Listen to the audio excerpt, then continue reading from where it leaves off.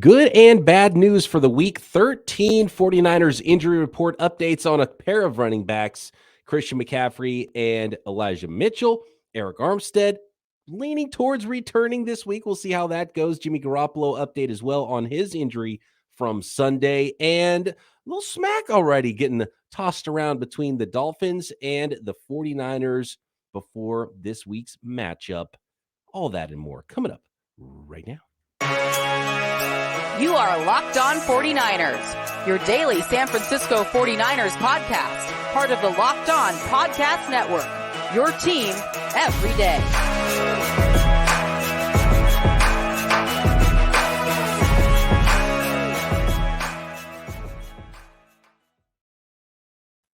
Welcome to Locked On 49ers. Brian Peacock alongside Eric Crocker, as always, at BD Peacock, at Eric Crocker on Eric_Crocker on Twitter. Got to get that right.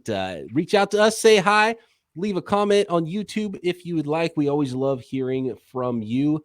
And always send in some questions for that Winky Wednesday episode that will be coming up tomorrow. But we've got a ton of news today to get into on the injury front and maybe some past injuries that might have rubbed some people, some teams, some former players the wrong way too. Raheem Mostert's comments about the 49ers and some clapbacks from Deebo Samuel as well. I think most of it is in good fun though. Do want to remind everybody that today's episode is brought to you in part by BetOnline. BetOnline has you covered this season with more props, odds, and lines than ever before. BetOnline, where the game starts. And by the way, thanks everybody for making us your first listen here on the Locked On Podcast Network, your team every day. All right, Croc, let's start with the in-house injuries before we start talking about the Dolphins, which, I mean, it's going to be a really fun game, I think, this week with two really good teams and, a lot of familiarity between the two franchises right now with the Dolphins and the 49ers and the 49ers Southeast or the Miami 49ers, however you want to call them. But I want to start with the 49ers in-house injuries first. And with the roundup of injuries post Sunday from Kyle Shanahan today. Some good and bad news. Let's start with the good news. Arik Armstead working toward potentially playing against the Dolphins. You have to see how practice goes this week, but Arik Armstead will be on the practice field this week, which is huge, right? And the defense has already shut out teams for 6 straight quarters, 4 straight second half shutouts, Croc. And then the one weakness is maybe defensive tackle, and you get your best player at that position back this week. I mean, that'll be huge going up against this Dolphins offense. Yeah, the 49ers need to be able to stop the run. And we've seen Jeff Wilson have a certain level of success since joining the Miami Dolphins. And he's a guy that wants to really run and smash the ball up in between the tackles. And having a guy like Arik Armstead in there really helps. And I think 49ers, that's kind of been a weak point of the defense right now. The statistics are out there. 49ers, one of the worst teams in the league on third and short yardage situations. Probably a lot has to do with because you're missing guys like Kinlaw and Armstead. So 49ers defense has been terrific. But if there is one area they've struggled, it's right there. And I think because of Armstead. So having him back, I think that'd be a really big help. Yeah, especially against that Mike McDaniel running game and Raheem Mostert and Jeff Wilson and guys that I think all these defenders are pretty accustomed to tackling or not getting a chance to tackle maybe enough in practice. So we'll see how that goes. More on Mostert in a second here. Bad news, though, let's stick with the good news here. Jimmy Garoppolo, he's sore, but looks like he's going to be good. He didn't like the low hit on him during the game, and he was hit quite a few times, looked like up top a couple times where he's like holding his head when he hit the ground, and another shot low, looked like his knee or lower leg somewhere was not feeling great, but he's sore, but he's going to be good, and it doesn't sound like Jimmy Garoppolo is going to be on the injury report this week or maybe somewhat limited at most. The bad news, though, Croc, is Elijah Mitchell, who just can't get his season going this year, is going to miss basically the rest of the regular season. A sprained MCL. So not torn, but a sprained MCL, but that's still going to put him back on IR, keep him out 6 to 8 weeks, which means, essentially his season's over, but in 8 weeks, the 49ers might still be playing. And if they are still playing deep into January, then we might have a chance to see Elijah Mitchell make one more appearance for the 49ers. That'd be useful, man. And it's tough. Yeah. We watched this tandem, and he looked like the best runner on this team. Won't say he's just the best running back, but when he's getting the ball, he looks explosive. The vision has been really good, and it's like, oh, man, we've been missing this element, especially when you look at him and Christian McCaffrey together, it's like, man, is this the best 1-2 punch in the NFL and how versatile they are? And you lose one of those guys, and that's tough. And it's even tougher for Elijah Mitchell because I always try to relate to the human element side of things. And the guy who missed 5-6 games as a rookie, and we saw his impact when he was on the field. He still was just shy of 1,000 yards rushing, so obviously a really good back. And then this year gets hurt in the first half against the Chicago Bears, where I'm like, is this the second coming of Emmitt Smith?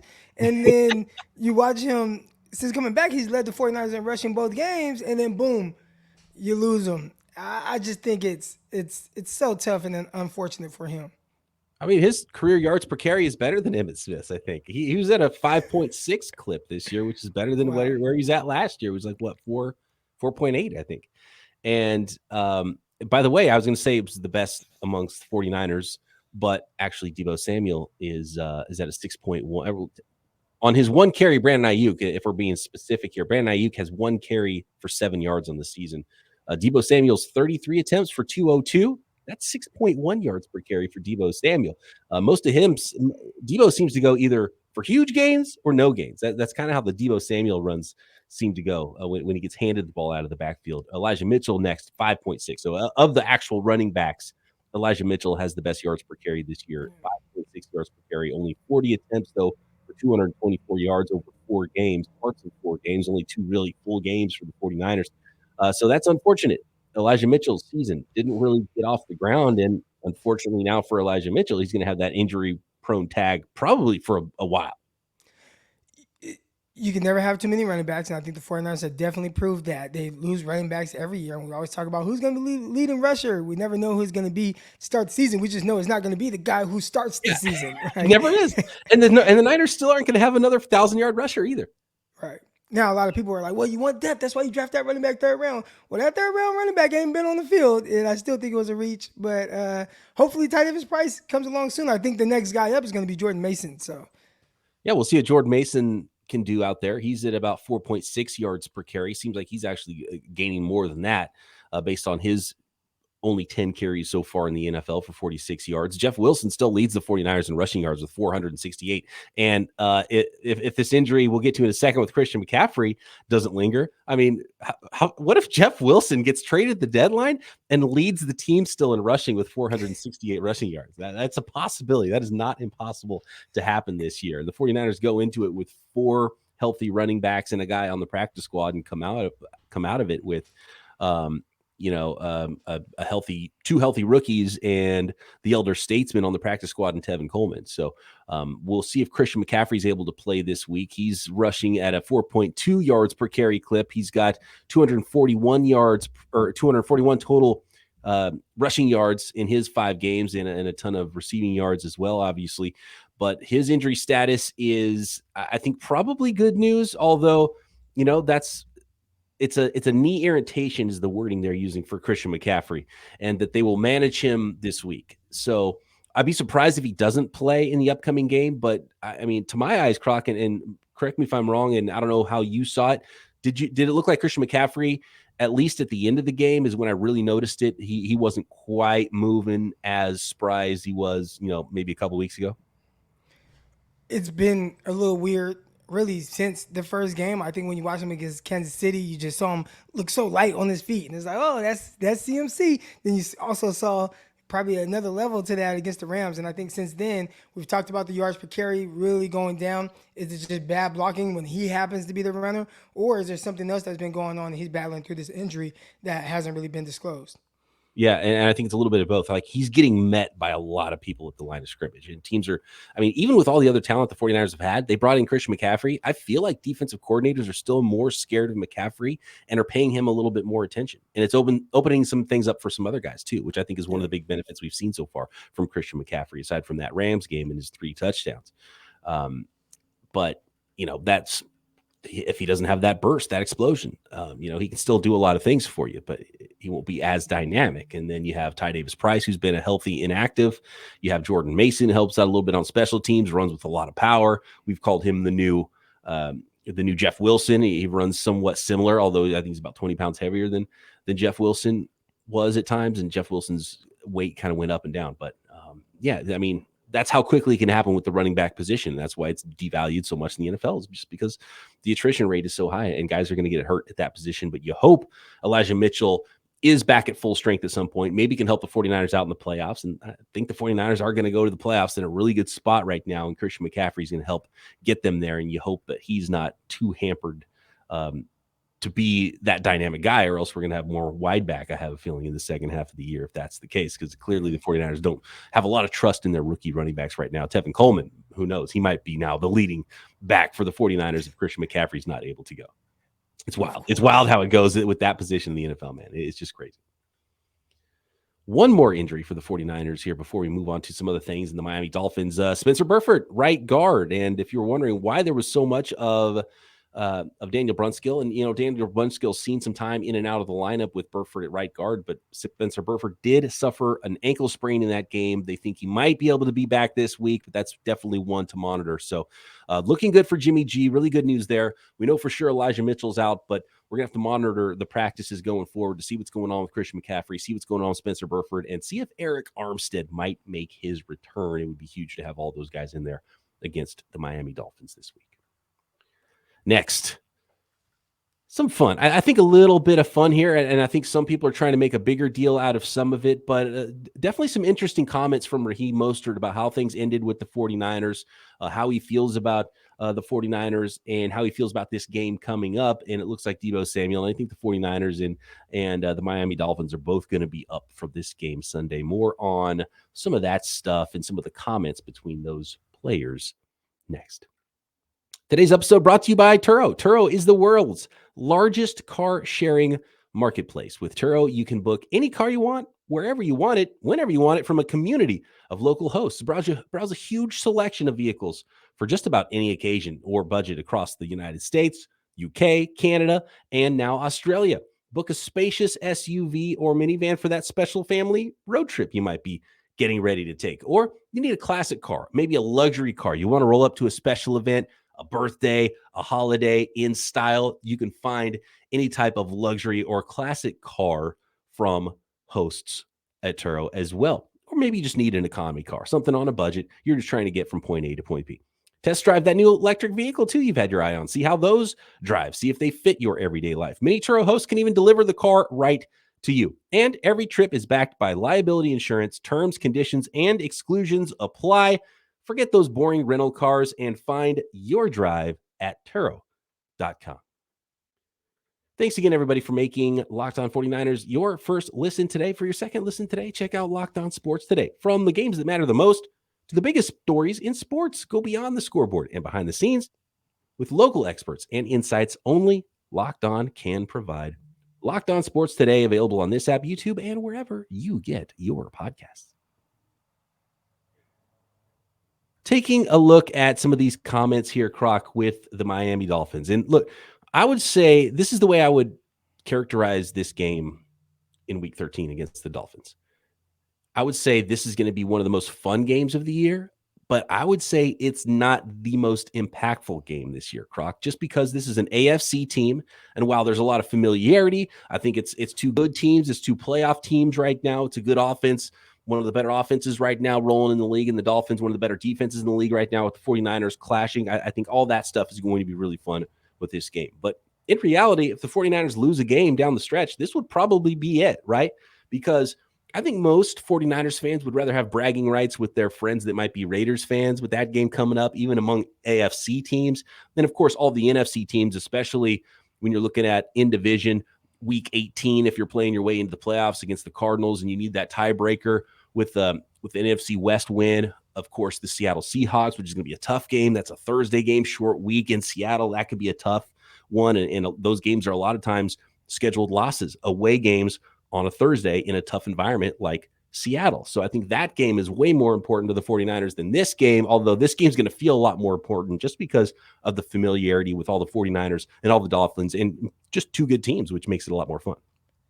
And Kyle Shanahan coaching against one of his former coaches and the guy that was with him for a lot of years. So, I mean, we've seen Kyle coach against his understudies. And so far, I'd say there's probably more positive than negative. He's had a couple losses to McVay, but has pretty much owned them since, especially in the regular season. Did lose the one that mattered most.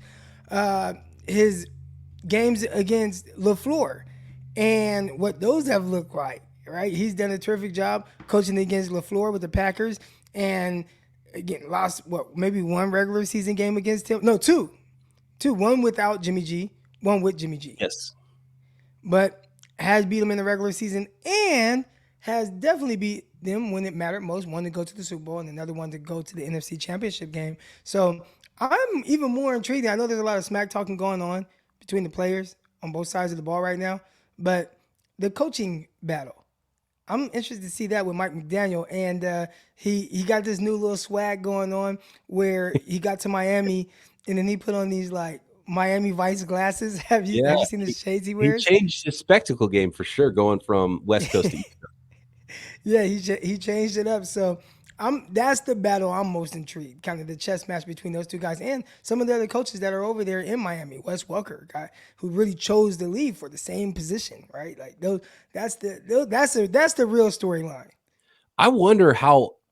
I wonder if the coaching staff will. I wonder if I'm sure the players will feel it, but I wonder if the coaching staff will feel it a little bit. And remember, there's been some of those like comments that are out there, right? Like about Trey Lance and some other things, and there's nothing really like to pinpoint, and there's no like really reports where it's like, hey, Wes Welker said this, right? Or Embry said this, or or McDaniel said this. And I don't think it's McDaniel, but there's been whispers about the 49ers from ex-coaches that are not afraid to talk to the media or just talk to friends or talk to whoever, wherever about some stuff and maybe some bad stuff about Trey Lance.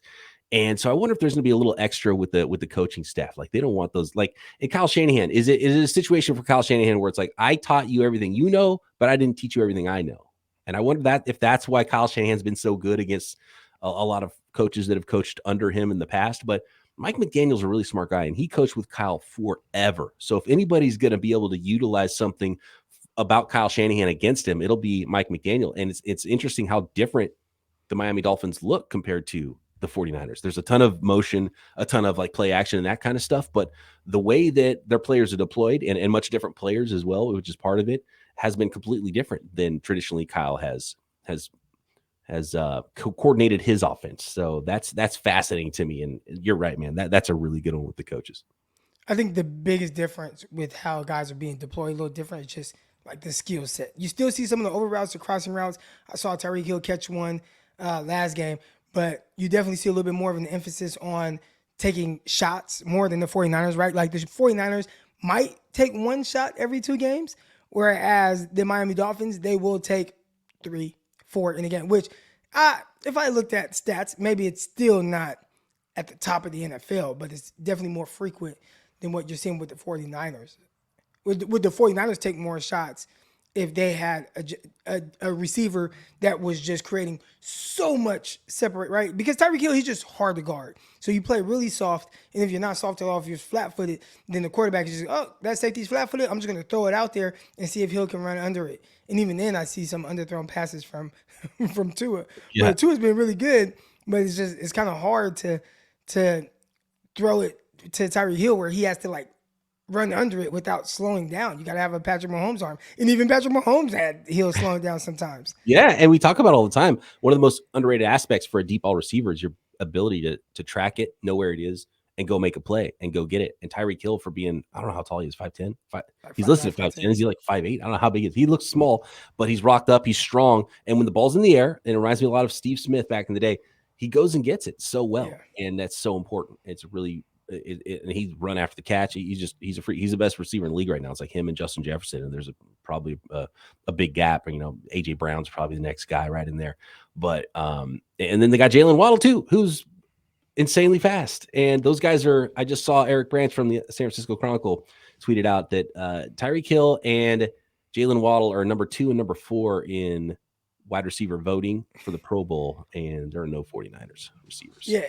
And not only are they wide receiver 2 and 4, they're like 2 and 4 in yards as well, right? Mm-hmm. I mean, or 1 and 4. Like those guys, yeah. They are catching for a lot of yards. So I think part of it throughout this time was they didn't have a run game, so they just threw the ball way more than probably they even would have liked to. But I think since getting Jeff Wilson, the run game has picked up a ton, and that's taken away a little bit from the passing game. But, I mean, not the ability of the passing game. So, you see them hang 30 on the Houston Texans in the first half.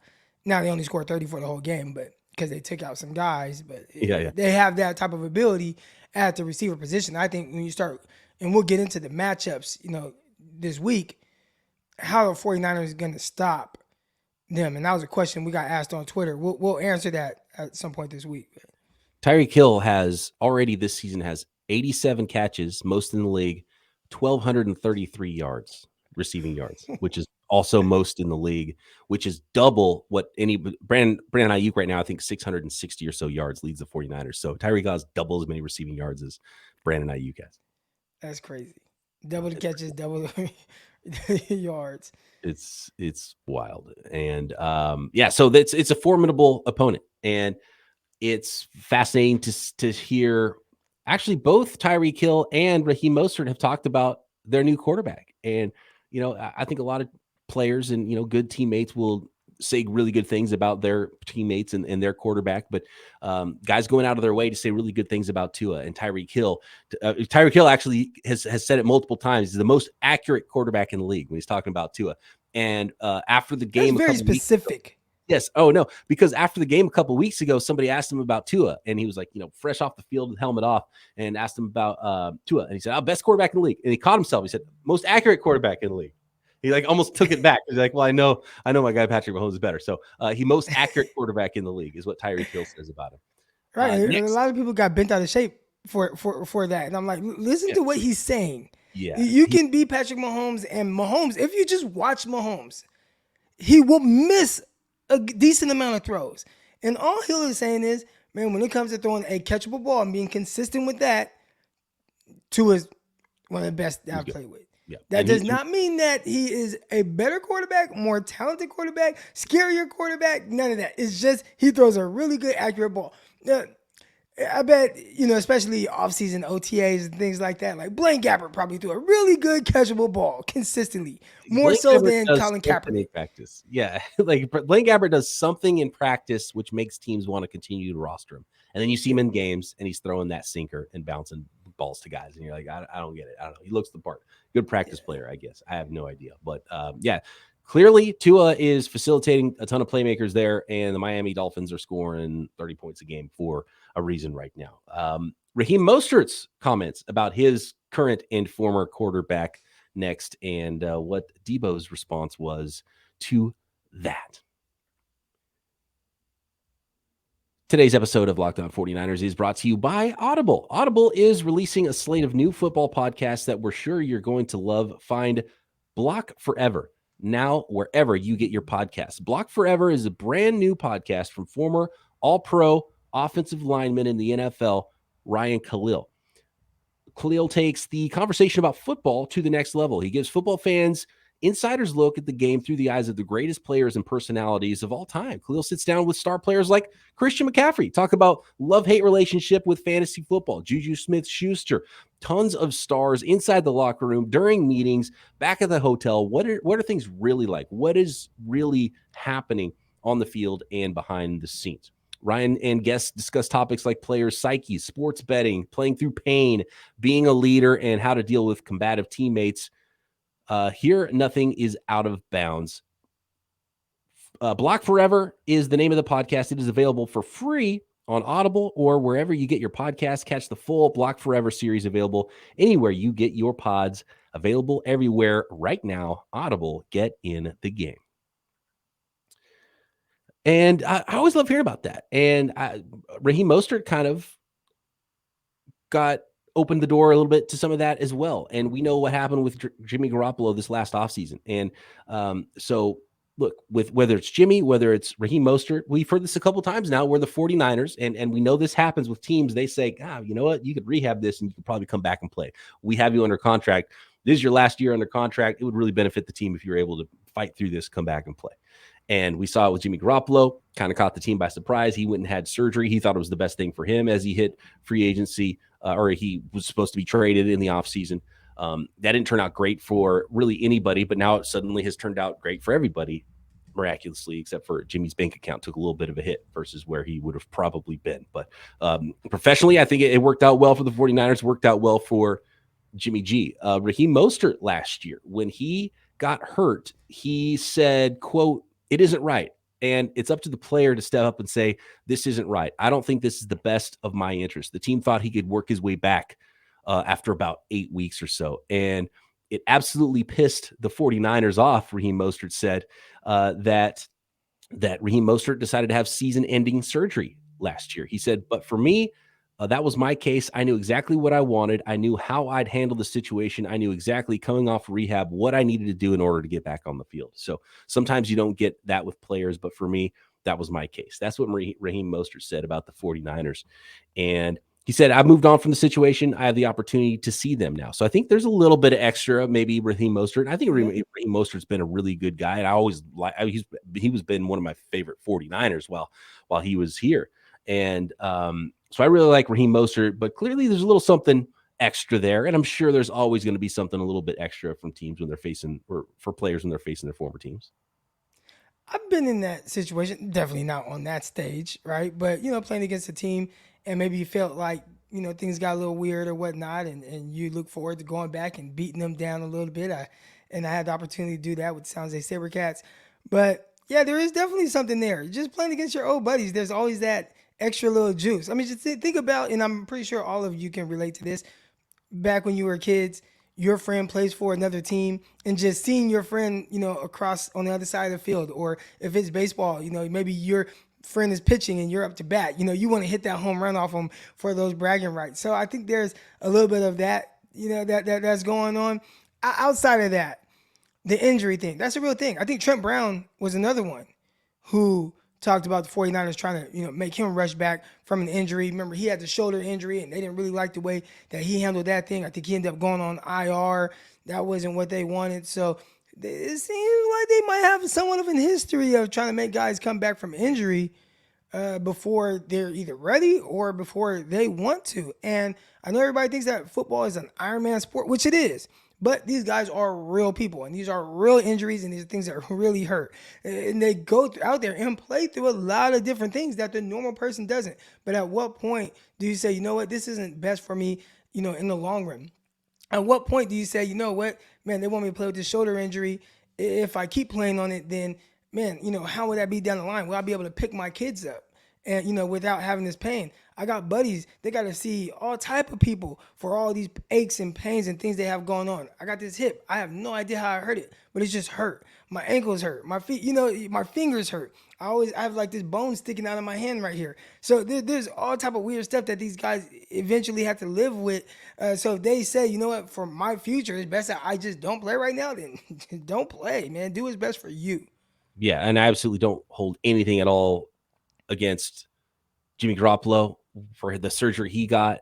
People thought it was like nefarious what he was doing there, and he's trying to get cut or something crazy like that. And it's like, nah, man, he's doing what's best for him and his health and his career. And Raheem Mostert the same. Don't hold anything against Mostert for that. And Mostert actually talking about his quarterbacks. He says he was quoted in this article with Tyler Dunn saying, quote, "We have a quarterback who can actually sling it." And then getting really pissed off about it, Raheem Mostert went on Twitter, was like, "What clickbait? Not once did I dog Jimmy G in my interview. Did I praise our QB1? Hell yeah, I did. But I also threw out compliments to my former quarterback. But hey, let's leave that part out." So Raheem Mostert mad about how those comments were perceived. And I don't think Raheem Mostert's the type of guy who's going to be throwing a ton of shade. Like he's a good dude. Yeah, and if you word things right, and I looked at the article, and the way they worded that part, it said something, and then there was kind of like a break, and then it was like, and then it said, and he just kind of took this small part of a quote that says, we actually have a quarterback that can sling it. And I bet there was a lot of context missing in between that, to where he could have, here's the tough thing when you just read something, you don't know exactly how it was said. So he could say, man, it's pretty cool that, we actually have this quarterback, and, he can sling it, and, and it's not even like any type of slight or anything directed to Jimmy Garoppolo. But when you just see the quote and how they do that for the clicks, then it creates this whole different narrative. And I bet that's what kind of went on with that, which I've been asked about this whole thing. And I told people I'm not going to touch on it because I need to really read it. I need to really see the context. And then when you see him come out and speak about it, it's like, well, of course they used what they wanted to kind of, which it probably worked. I bet this is probably that whoever wrote that, this is their most read article of the year. Oh, I'm sure at least this year it's huge, and he's getting a lot of hits. Deebo's reply to that was on Twitter, Raheem, be real with yourself, with laughing emojis. So I think he was having fun with it. I don't think he was super. I don't think he was having fun. I mean, yes, but no. When you tell somebody, man, be real with yourself, that's almost like, I almost like being disrespectful to Raheem Mostert, but it's almost saying like, you're not that guy to be talking how you're talking. That's how I see how you're reading that, because it kind of actually doesn't make sense if you're saying, hey, be real with yourself. And Raheem was like, yeah, I was real with myself. I already was. I said what I said, So he's saying, yeah, okay. I see how you read that. That makes sense. Just if I'm just looking at it from my perspective. If I tell somebody, if they say something, they're like, oh man, we got all this talent and this, and then we actually got, and you're reading that context, right? Deebo just here's what everybody else is saying, like, hey, this guy's dogging his former team and his former quarterback or whatever. That's how everybody's taking it in. I'd assume Deebo's saying, man, be real with yourself. Like, that's you're tripping right now. You're tripping right now. You know what it is over here. So I think he might have been. Deebo, there's some seriousness to that. Not saying that he cares. Maybe he doesn't. I mean, I guess he cared enough to tweet it out. But that was him saying, like, come on now. He's saying, you're not that guy, pal. You're not that guy. What's funny is actually, and I don't know what the updates are this week yet for Raheem Mostert and Jeff Wilson, but they're both banged up too. So hope they play. It's the scheme, man. Guys can't play a damn season in this scheme. I don't know what it is. Man. Except for maybe you need Terrell Davis, man. He was out there running with migraines. Although his career was very long. Run. Oh yeah, it ended. Career. Was it 7 years? Maybe. I think it was 7 years. That is short. I guess it's not that short for running backs to be. If you were on top for all 7 years, that's pretty. But good. He wasn't on top for all 7 years. Yeah, it's true. He had a big ACL or something, didn't he? After his 2000. He had like 2 really good years in the middle there. Yeah. And then it kind of tapered off like the last 2. It wasn't, which is wild because he's a Hall of Famer. Yeah. And when he was good, he was Super Bowl MVP, all that type of stuff, but it wasn't great. Like for 7 years, like Patrick Willis, right? Willis didn't play for that long, but it was like, dude, first team All Pro, like every year. Then like, second team All Pro. Oh my gosh, he's falling off. He's second team All Pro now, right? Like that was not the case with Terrell Davis. It's hard to hang on when you're a running back, man. That's the position. And I feel like guys are getting and I feel like this year has been actually good on the running back injury front. Like you think about all the like first round fantasy football running backs, like Derrick Henry, he got hurt last year. He hasn't gotten hurt yet. He's had a really high total of carries yet. His yards per carry has been down a couple of weeks. Christian McCaffrey, obviously now, maybe a little banged up now, but he hadn't had any injuries yet this year.